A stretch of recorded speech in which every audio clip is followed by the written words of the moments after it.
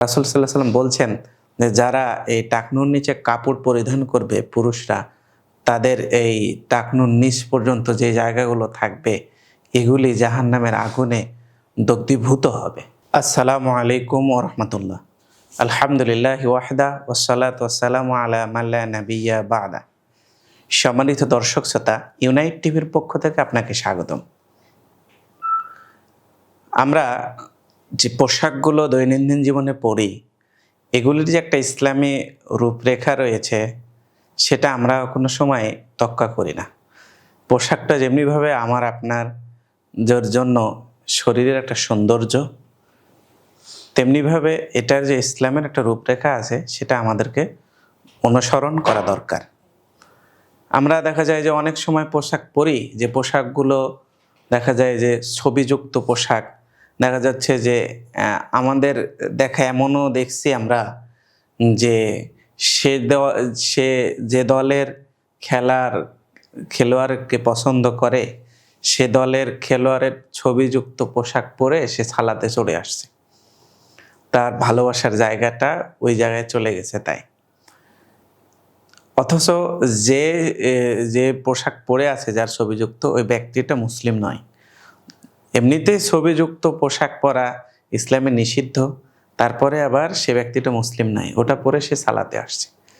আবার আমরা দেখা যায় যে ছেলেদের জন্য যে টাকনুর ওপরে কাপড় পরা, এটা ইসলামের যেটা শরীয়ত সম্মত, আর টাকনুর নিচ থেকে আমরা দেখা যায় যে এটা উল্টিয়ে ফেলেছি, যে আমরা পুরুষরা টাকনুর নিচ থেকে পড়ছি, পরে দিয়ে রাস্তা দিয়ে মনে হয় যেন আমরা রাস্তাটাতে পরিষ্কার করতে করতে যাই, জুতার মধ্যে পায়ের নিচে অনেক দূর পর্যন্ত আমাদের প্যান্টটা চলে যায়।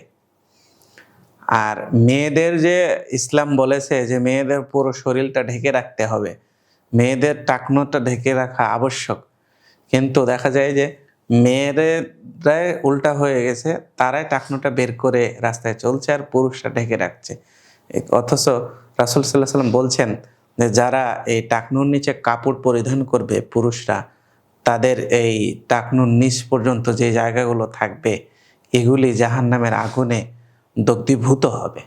সেজন্য আমাদেরকে সকল পুরুষদের উচিত যে তাদের পোশাক ক্রয় করার সময় এটা লক্ষ্য করতে হবে যেন তার পোশাকটা কোনোভাবেই টাকনুর নিচে চলে না যায়।